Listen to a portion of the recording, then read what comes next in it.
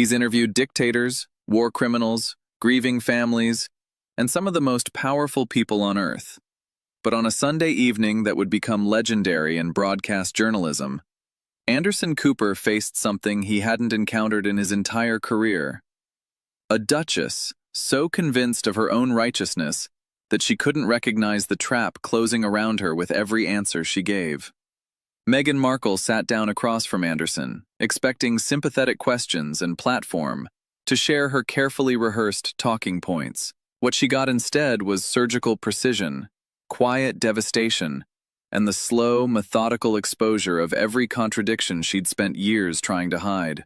By the time the cameras stopped rolling, one of America's most respected journalists had done something unprecedented, ended an interview early, and asked the Duchess of Sussex to leave. The footage would be replayed for years.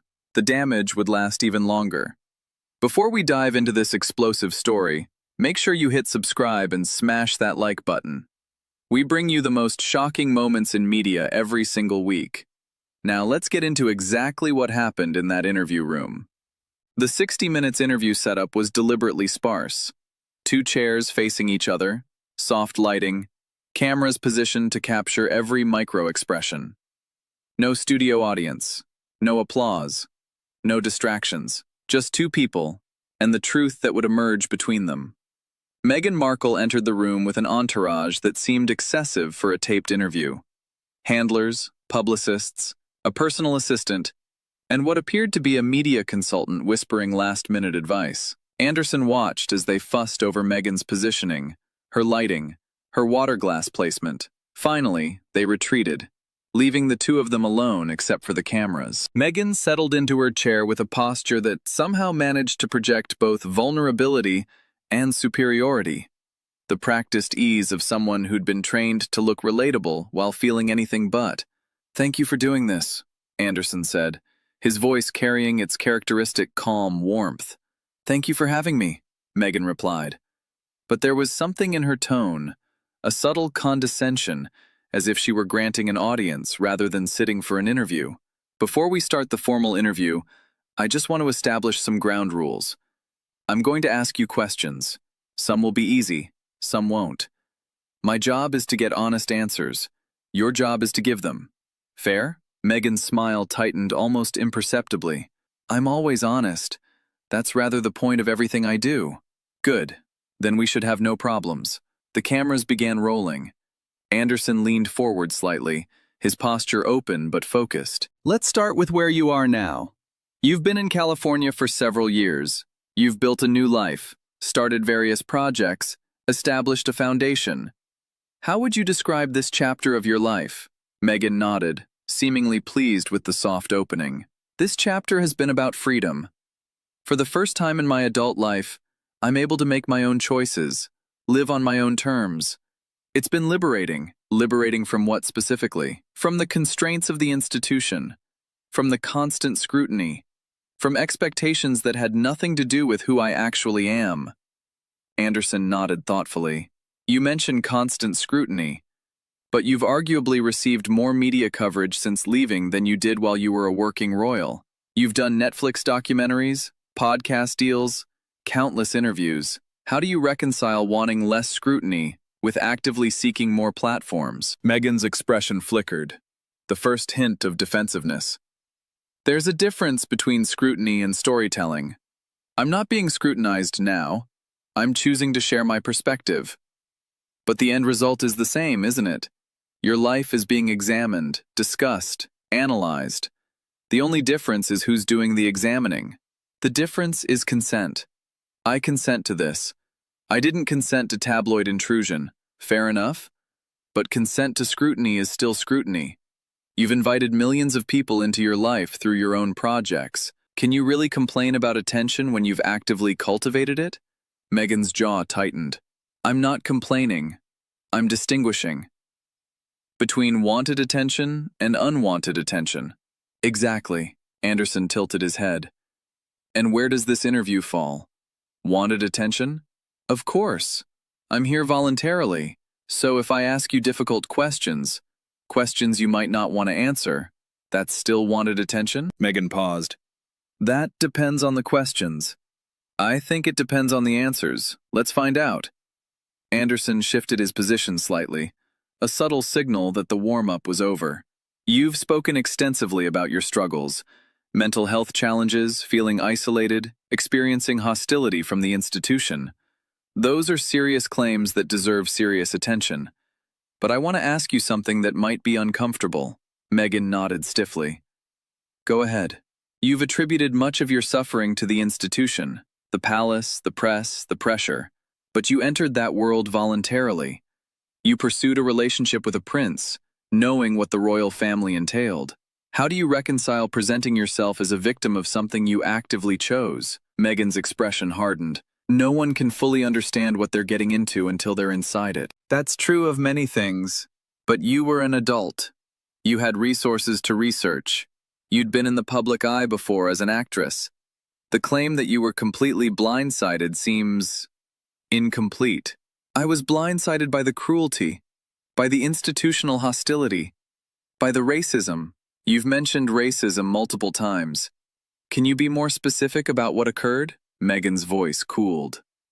I've already discussed this. I'm not going to relive every painful moment for your audience. I'm not asking you to relive everything. I'm asking for specifics about a very serious accusation. You've implied the royal family made racist remarks about your son's skin color. You've never named who said it or what exactly was said. That leaves everyone under suspicion. I protected the person by not naming them. You protected someone while destroying everyone else's reputation with suspicion. Now the entire family is suspected. Is that better? Is blanket accusation more ethical than specific one? Meghan went quiet for a moment. I was trying to preserve relationships. By publicly accusing the family of racism without saying who? That doesn't preserve relationships. It poisons all of them. Everyone wonders if they're the one you meant. Everyone feels accused. That wasn't my intention. What was your intention? Because from an outside perspective, vague accusations serve the accuser. They can't be disproven. They can't be addressed. They just linger. And lingering accusations are very useful for narrative control. Meghan's composure was cracking visibly. Her practiced warmth had given way to something colder. You're doing exactly what the British press did. Questioning my credibility instead of engaging with my experience. Anderson didn't rise to the bait.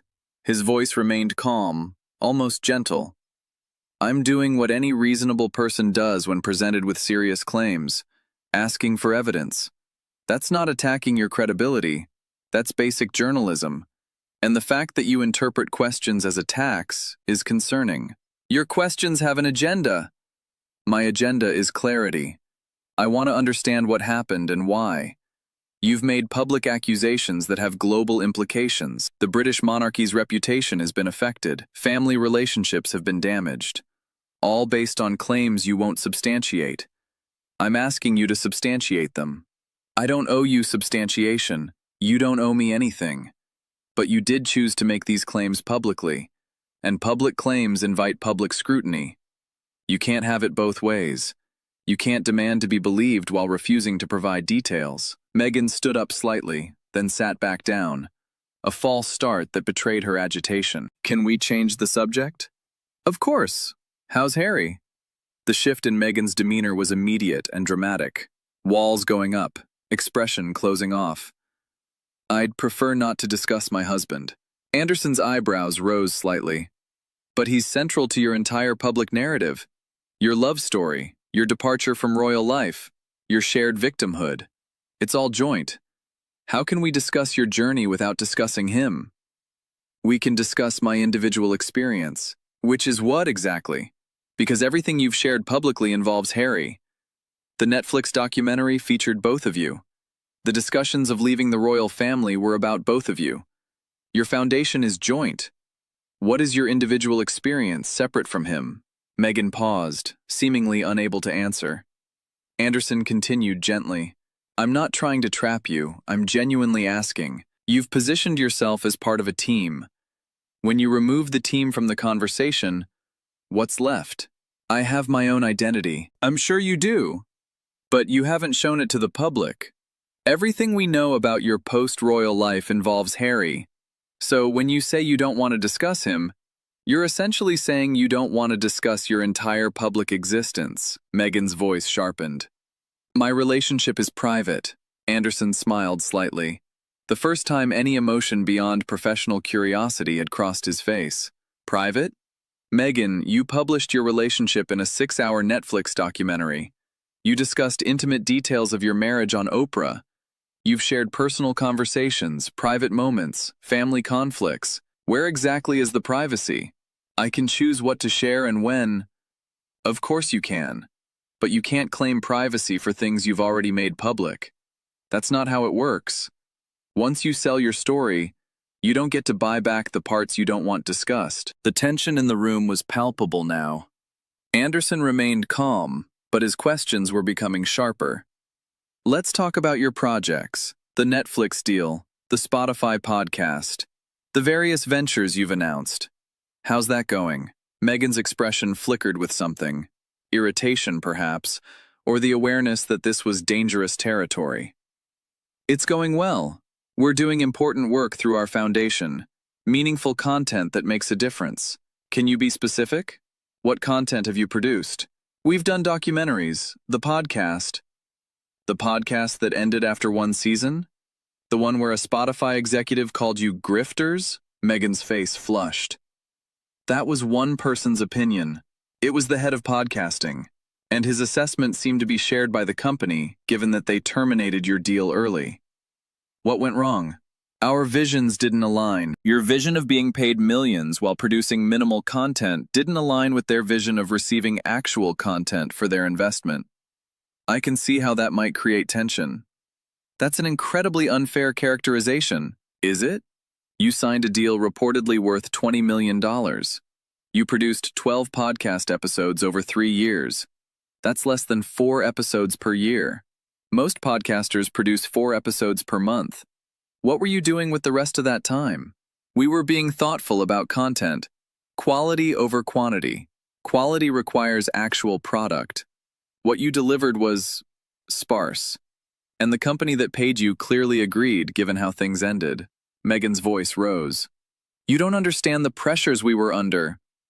What pressures? You were being paid millions to create content. You had complete creative control. You had every resource you could want. What pressure exactly prevented you from producing the work you were paid to produce? Meghan had no answer. Anderson continued. And then there's Netflix. Several of your projects were canceled recently. The animated series, some documentary concepts. What happened there? Projects evolve. That's the nature of the entertainment industry. Evolve is a generous word for canceled. And the pattern is concerning. Spotify ended badly. Netflix projects are getting dropped. At what point do we stop blaming the companies and start examining whether maybe, the problem is the product? Meghan stood up fully, the movement sudden enough to startle the crew members watching. This is exactly what I expected. Another interview disguised as journalism that's actually just an attack. Anderson remained seated, looking up at her with an expression of mild curiosity. Which questions were attacks? I asked about your experience. You said you were blindsided. I asked for specifics about racism. You refused. I asked about Harry. You invoked privacy. I asked about your projects. You blamed others. At what point did any of that constitute an attack? Your tone. My tone has been calm, professional, and curious. The same tone I use with everyone. If it feels hostile to you, maybe examine why basic questions about your own public statements feel like hostility. You're not asking questions, you're prosecuting. I'm asking you to explain things you've publicly claimed. That's not prosecution, that's accountability. And the fact that you can't tell the difference is exactly the problem I keep noticing in all your interviews. Any question you don't like becomes an attack. Any scrutiny becomes persecution. It's a very effective shield, but it's not honest engagement. Meghan grabbed her water glass, then set it down without drinking. I don't have to justify myself to you. No, you don't. But you're on 60 Minutes. You agreed to this interview. You walked in here knowing what kind of program this is. We don't do puff pieces. We ask hard questions. If you wanted soft treatment, you came to the wrong place. I didn't want soft treatment. I wanted fair treatment. This is fair. Fair means I ask real questions and you give real answers. You've given me deflection, hostility, and claims you won't substantiate. That's not my failing. That's yours. Meghan moved toward the door, then stopped, turning back for what seemed like a final confrontation. You know what I've noticed about journalists like you? You claim objectivity while pursuing agendas. You ask questions that are actually accusations. You pretend you're seeking truth while actually seeking gotcha moments. Anderson stood now, but slowly, without aggression. I've been doing this for 30 years, Meghan. I've interviewed people who've survived genocides. I've talked to parents who've lost children. I've sat across from dictators and victims, heroes and villains. Almost all of them, even the worst ones, managed to engage with difficult questions without treating them as personal attacks. He paused. You've treated every question tonight as if I'm your enemy. And I'm not. I was genuinely curious about your life, your choices, your perspective, but you've made understanding impossible because every question becomes an attack in your mind. Because they are attacks, they're not. How are you finding California? Is not an attack. Tell me about your projects. Is not an attack. Can you be specific about the racism you've alleged? Is not an attack. It's the most basic follow-up question any journalist would ask. Meghan's voice rose. You don't understand what I've been through. Then help me understand. That's why we're here. But helping me understand requires actual answers, not deflection. It requires specifics, not vague references to suffering. It requires engagement, not hostility. I've been engaging. You've been defending. There's a difference. Engagement means considering the questions seriously and responding thoughtfully. Defense means treating every question as a threat to be neutralized. You've been defensive since you walked in. Meghan grabbed her purse, her movements sharp with controlled fury. I'm leaving. This interview is over. Anderson nodded slowly. That's your prerogative. But before you go, I want to say something. Meghan paused, perhaps curious despite her anger. Anderson continued, his voice carrying that quiet intensity that had made him one of the most respected journalists in America. I've interviewed people accused of war crimes who stayed until the end. I've talked to politicians caught in scandals who answered every question. I've sat across from people in far worse situations than yours who engaged honestly and completely. You're leaving because I asked you to explain your own public statements. Think about what that says. It says I'm refusing to participate in a hostile interview. It says you can't defend your narrative when someone actually examines it. Your story works in controlled environments. Netflix documentaries you produce, Oprah interviews where the questions are softballs, podcasts you host yourself. It doesn't work when someone asks follow-ups. That's not my failure. That's the failure of the story itself. Meghan's face contorted with barely suppressed rage. My story is true. Parts of it may be. But stories that are completely true don't fall apart under basic questioning. They become stronger when examined. Yours doesn't. It becomes vaguer, more defensive, more dependent on accusations of hostility. That's not the behavior of truth. That's the behavior of narrative. You're calling me a liar.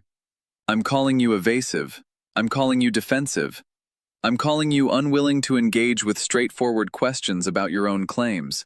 If that means liar to you, that's your interpretation, not my accusation. Meghan stood frozen in the doorway, caught between her desire to leave and her inability to let Anderson have the last word. History will vindicate me. Anderson smiled sadly. Maybe. Maybe history will see someone who had extraordinary opportunities and spent most of her time complaining about them. Someone who could have used her platform for almost anything and chose to use it primarily for grievance. Someone who had everything and still felt wronged. He paused. I hope I'm wrong. I hope you find peace. But peace isn't something you find by arguing with everyone who sees you clearly. At some point, you have to stop and wonder if maybe, the people noticing contradictions aren't the problem. Meghan opened her mouth to respond, then seemed to realize she had nothing left to say. She turned and walked out, the door closing behind her with a decisive click. Anderson sat in silence for a moment, the cameras still rolling. Then he turned to face the lens, his expression weary but resolved. Well, that was unexpected. In all my years of interviewing, I've rarely had a subject walk out before we finished. I've interviewed people accused of terrible crimes who stayed until the end. I've talked to politicians in crisis who answered every question. A duchess leaving because I asked about her projects and her racism claims. That's a first. He paused, gathering his thoughts. I want to be clear about what happened here. I asked basic questions. How are you? How are your projects going? Can you be specific about your claims? These are the same questions I'd ask any subject who'd made their personal life the center of their public narrative. Meghan has spent years talking about her experiences, her struggles, her perspective. And tonight, when I asked her to engage with that material seriously, she couldn't do it. Anderson shook his head slowly. That's not my failure. That's hers. And I suspect on some level she knows it. The anger, the defensiveness, the accusations of unfairness, those are the responses of someone who's built a narrative that can't withstand scrutiny. I didn't expose anything tonight. I just asked questions. She exposed herself with how she answered them. The interview lasted 24 minutes before Meghan walked out. Its impact would last far longer. For Anderson Cooper, it was another example of what happens when someone who's never faced real questioning finally encounters it. The pattern was familiar. Defensiveness. The only surprise was how quickly the departure came. For Meghan Markle, it was something else. A moment captured on camera that would follow her for years. Proof that her narrative, so carefully constructed over documentaries and interviews and carefully controlled media appearances, couldn't survive basic journalistic inquiry. The 60-minute stopwatch had ticked for over 50 years, marking segments that changed history, exposed corruption, and revealed truth. On this particular Sunday, it marked something simpler, but no less significant. The moment a duchess discovered that some questions don't care about titles, and some journalists don't care about walking out. What do you think? Was Anderson too persistent? Or did Meghan deserve every question? Who would you want to see on 60 Minutes next? Drop your thoughts in the comments below. If you enjoyed this story, don't forget to like this video to help it reach more people. Subscribe to our channel for more explosive celebrity moments.